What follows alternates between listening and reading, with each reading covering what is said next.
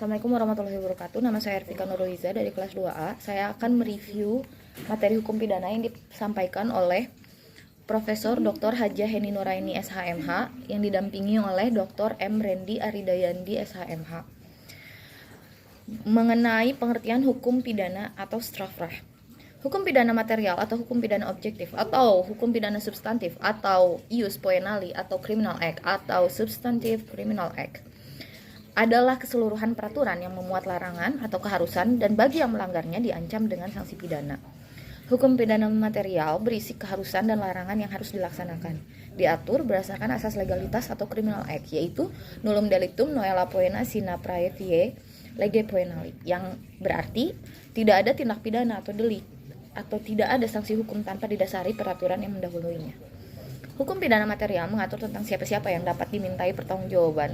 Diatur berdasarkan asas kesalahan atau criminal liability atau criminal responsibility, yaitu apa-apa saja yang dapat menentukan apakah seseorang tersebut dapat mempertanggungjawabkan atas pidananya atau tidak terhadap tindakan yang dilakukan.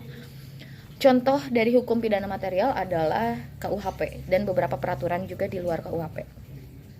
Hukum pidana formil atau hukum pidana subjektif atau hukum pidana adjektif atau ius peniendi atau criminal procedure adalah keseluruhan peraturan yang memuat hak atau cara-cara negara untuk memberikan pemindanaan terhadap orang-orang yang melakukan perbuatan yang terlarang atau tindak pidana.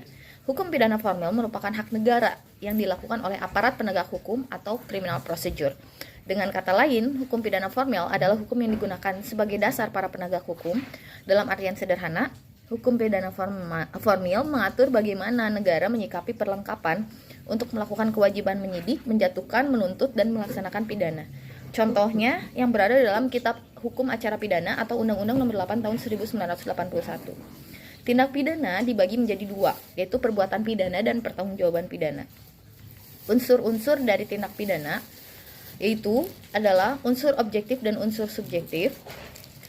Dengan pengertian, unsur objektif adalah unsur yang terdapat di luar delik pelaku, dalam arti unsur di luar pelakunya itu sendiri. Sedangkan unsur subjektif adalah unsur yang terdapat dalam diri pelakunya itu. Cara untuk merumuskan tindak pidana ada 3, yaitu yang pertama menyebutkan nama yuridisnya saja tanpa menyebutkan unsurnya. Yang kedua menyebutkan unsurnya saja tanpa menyebutkan yuridisnya. Dan yang ketiga menyebutkan secara lengkap, menyebutkan unsurnya dan menyebutkan yuridisnya. Sekian review dari saya. Terima kasih. Wassalamualaikum warahmatullahi wabarakatuh.